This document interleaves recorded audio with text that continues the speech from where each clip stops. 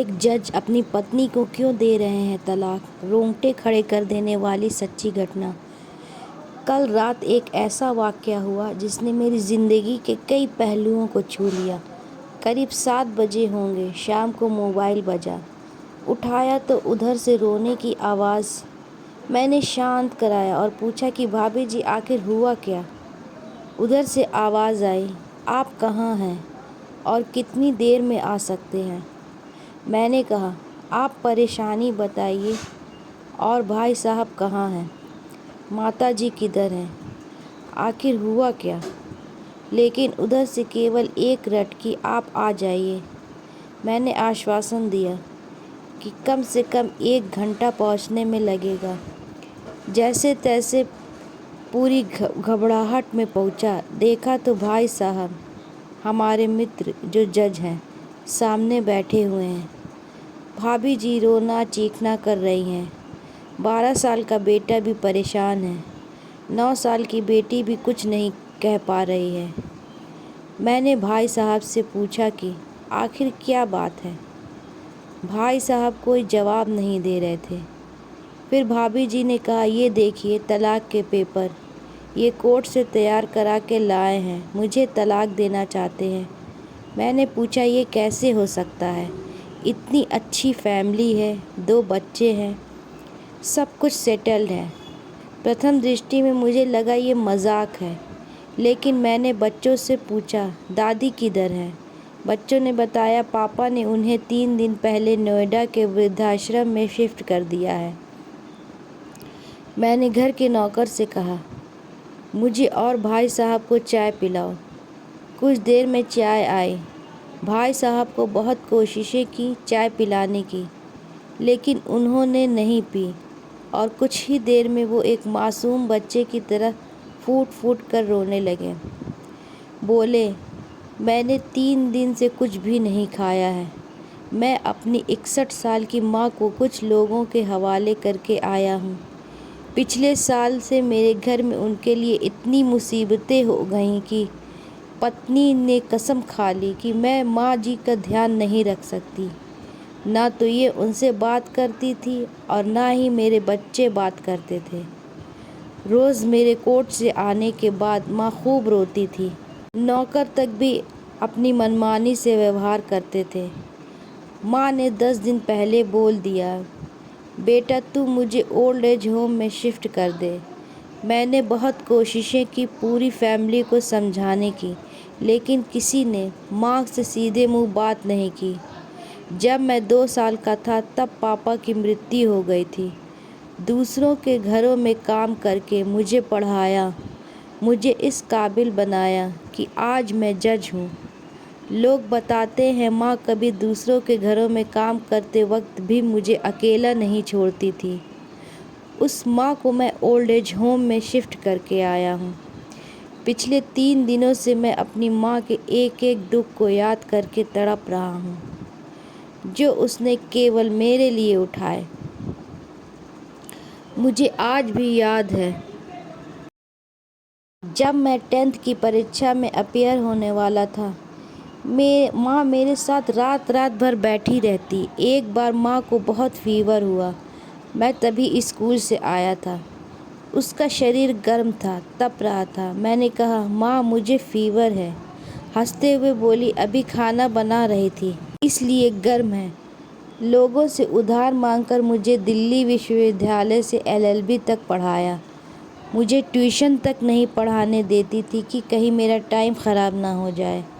कहते कहते रोने लगे और बोले, जब ऐसी माँ के हम नहीं हो सके तो हम अपने बीवी और बच्चों के क्या होंगे।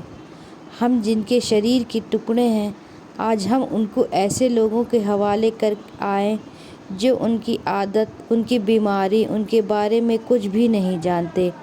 जब मैं ऐसी माँ के लिए कुछ नहीं कर सकता तो मैं किसी और के लिए भला क्या कर सकता हूँ।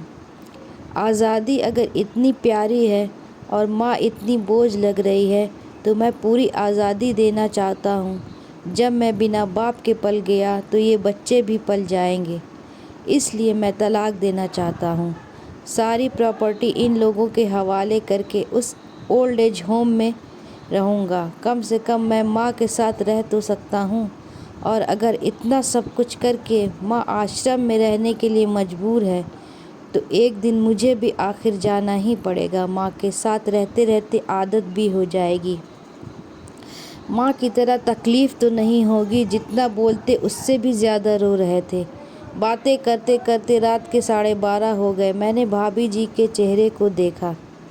उनके भाव भी प्रायश्चित और ग्लानि से भरे हुए थे। मैंने ड्राइवर से कहा, अभी हम लोग नोएडा जाएंगे। भाभी जी और बच्चे हम सारे लोग नोएडा पहुँचे।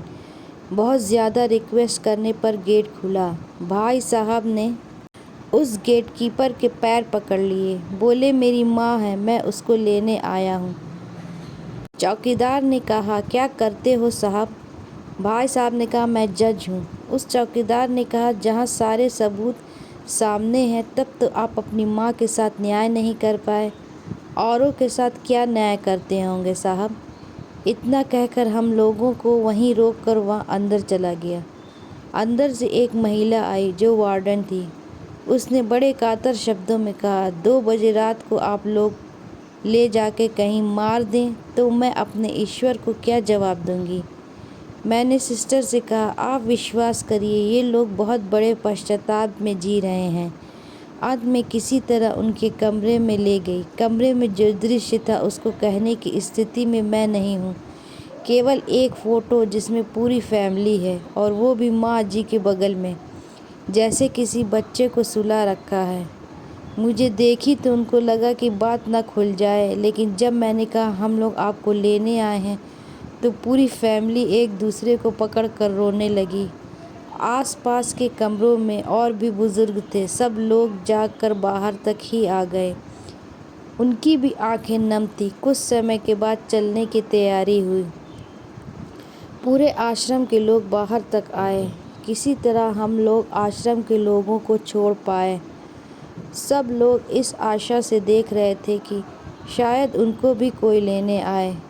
रास्ते भर बच्चे और भाभी जी तो शांत रहे, लेकिन भाई साहब और माता जी एक दूसरे की भावनाओं को अपने पुराने रिश्ते पर बिठा रहे थे। घर आते आते करीब 3:45 हो गया। भाभी जी भी अपनी खुशी की चाबी कहाँ है ये समझ गई थी। मैं भी चल दिया, लेकिन रास्ते भर वो सारी बातें और दृश्य घूमते रहे। माँ केवल माँ है, उसको मरने से पहले ना मारें। माँ हमारी ताकत है, उसे बेसहारा ना होने दें। अगर वह कमज़ोर हो गई तो हमारी संस्कृति की रीढ़ कमज़ोर हो जाएगी। बिना रीढ़ का समाज कैसा होता है, किसी से छुपा नहीं। अगर आपके परिचित परिवार में ऐसी कोई समस्या हो तो उसको ये ज़रूर पढ़ाएं, बात को प्रभावी ढंग से समझाएं। कुछ भी करें, लेकिन हमारी जननी को बेसहारा बेघर न होने दें। अगर माँ की आँख से आंसू गिर गए तो ये कर्ज कई जन्मों तक रहेगा।